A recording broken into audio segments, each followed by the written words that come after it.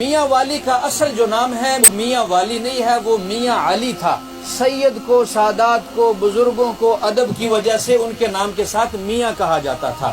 میاں علی، تو میاں علی گیلانی ایک سید تھے، ان کی وجہ سے میاں علی کرتے کرتے وہ میاں والی ہو گیا۔ تو میاں علی جو ہے یہ سید ہیں، ان کے خاندان میں ایک بزرگ گزرے ہیں میاں محمد مراد وند، یہ سید ہیں۔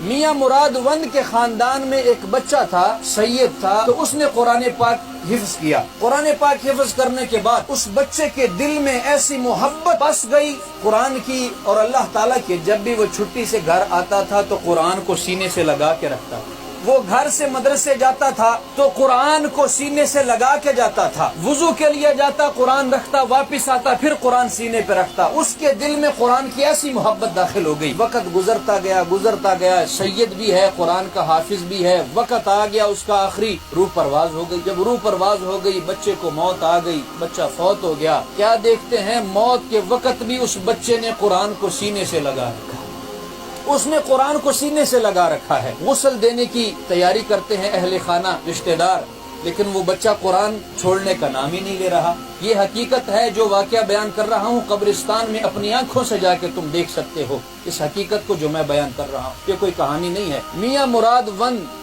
جو سید ہیں، ان کے خاندان میں اس بچے نے جب حفظ کیا، فوت ہو گیا، قرآن کو نہیں چھوڑ رہا، غسل کے لیے تیاری کر رہے ہیں خاندان کے لوگ۔ علماء سے پوچھا، سادات سے پوچھا، بزرگوں سے پوچھا، انہوں نے کہا چونکہ یہ قرآن کا حافظ ہے، سید بھی ہے، قرآن سے اس کا تعلق، محبت ایسی ہے کہ یہ چھوڑنے کا نام نہیں لے رہا، یوں کرو، یہ حافظ ہے، یہ عظمتوں والا ہے، اس سے جا کے کہو کہ بیٹا قرآن چھوڑ دے اتنی دیر تک جتنی دیر تک ہم تمہیں غسل نہیں دے دیتے۔ جب تجھے غسل دے لیں گے، غسل دینے کے بعد ہمارا وعدہ ہے یہ قرآن دوبارہ تیرے سینے پہ رکھ دیں۔ کیا کرتے ہیں، رشتہ دار گئے، آواز دی کہ بیٹا یہ قرآن چھوڑ دے اتنی دیر تک جتنی دیر تک ہم تجھے غسل نہیں دے لیتے، جب غسل دیں گے، غسل دینے کے بعد یہ قرآن واپس تیرے سینے پہ رکھ دیں گے۔ ہوتا کیا ہے، جب وہ آواز دیتے ہیں، وہ قرآن کا حافظ، قرآن کا قاری قرآن سے یوں ہاتھ اٹھا لیتا ہے جس طرح زندہ بندہ ہاتھ اٹھاتا ہے۔ خاندان والے قرآن ہٹا کے اسے غسل دیتے ہیں، غسل دینے کے بعد، کفن دینے کے بعد دوبارہ سینے پہ قرآن رکھتے ہیں، وہ قرآن کو دوبارہ پکڑ لیتا ہے۔ بالآخر مزے کی بات میں اب بتا رہا ہوں آپ کو، اس سید کو اٹھایا، قرآن کا حافظ کو اٹھایا گیا، میاں مراد وند پردہ فرما گئے تھے، ان کی قبر بنی ہے قبرستان میں، تو ان کی قبر کے پاؤں کی جانب اس حافظ قرآن کی قبر بنا دی۔ جب قبر بن گئی، رات ہو گئی، میاں مراد وند اپنے عزیز و اقارب کے خواب میں آئے اور کہا کہ آپ نے میرے ساتھ بڑا ظلم کیا، اچھا نہیں کیا آپ نے، ایک قرآن کے قاری کو، قرآن کے حافظ کو آپ نے میرے پاؤں کی جانب دفنا دیا۔ میں سید ہوں، میں قرآن کا ادب والا ہوں، میں قرآن کا احترام جانتا ہوں، قرآن کی عظمت کو جانتا ہوں، اس کے سینے کے اندر قرآن ہے، اس کے سینے کے اوپر بھی قرآن ہے، وہ سید بھی ہے، وہ حافظ بھی ہے، اس کو میرے پاؤں کی جانب آپ نے کیوں دفنایا؟ کہنے لگے کہ آپ نے اچھا نہیں کیا، آپ اس طرح کرو، آپ کو آنے کی ضرورت نہیں، میں خود اپنے پاؤں پھیر رہا ہوں دوسری جانب۔ فلکھے زخپل کو بلا خواجہ نگر جاؤں ز سید آل رسول ماتا جو قرآن عظمت معلوم دا۔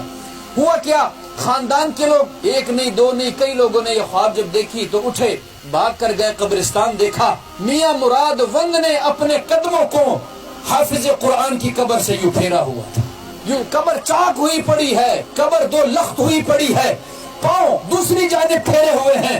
آج بھی آپ دیکھ سکتے ہیں اس قبر کے اندر وہ چاک بھی موجود ہے، قبر کا جو مڑنا ہے وہ بھی موجود ہے، صاف نظر آتا ہے۔ میاں مراد وند کی قبر میاں والی میں جا کے آپ کسی سے بھی پوچھ سکتے ہیں۔ اچھا، اس دنیا میں جب حافظ قرآن کو اللہ نے یہ عظمت بخشی ہے، ایمان سے بتاؤ قیامت والے دن اللہ تعالیٰ کتنی عظمت شان عطا فرمائے۔